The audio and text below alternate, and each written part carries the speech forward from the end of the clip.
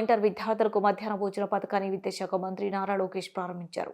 విజయవాడ పాయకపురం ప్రభుత్వ జూనియర్ కళాశాలలో ఈ కార్యక్రమాన్ని లాంఛనంగా ప్రారంభించారు. అనంతరం కళాశాలలో కెమిస్ట్రీ, ఫిజిక్స్ ల్యాబ్లను పరిశీలించారు. ఈ కార్యక్రమంలో మంత్రి సత్యకుమార్, ఎంపీ శివనాథ్, బోండా ఉమా తదితరులు పాల్గొన్నారు. ప్రభుత్వ పాఠశాలలో మధ్యాహ్న భోజన పథకం అమలవుతుండగా గతంలో తెదేపా అధికారంలో ఉన్నప్పుడు జూనియర్ కళాశాలలో అమలు చేశారు.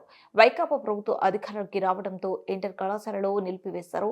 కూటమి ప్రభుత్వం అధికారంలోకి రావడంతో విద్యాశాఖ మంత్రి నారా లోకేష్ ఆదేశాల మేరకు జూనియర్ కళాశాలల విద్యార్థులకు మధ్యాహ్న భోజన పథకం అమలు చేయాలని నిర్ణయించారు.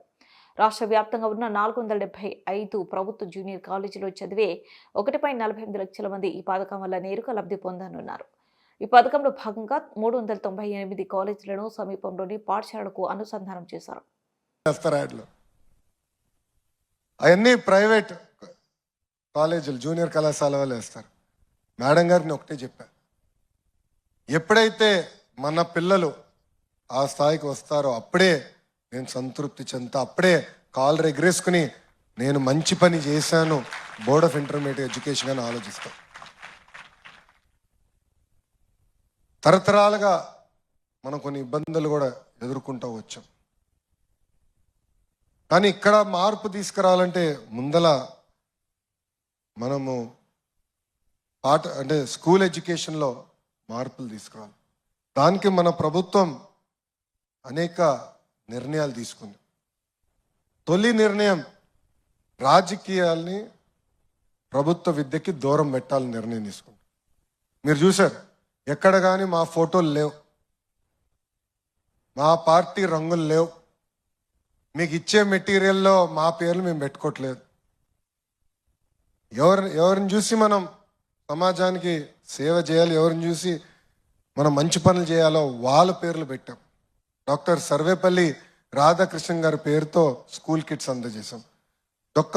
డొక్క సీతమ్మ గారి పేరుతో ఈరోజు మధ్యాహ్న భోజనం పథకం అందజేస్తున్నాం.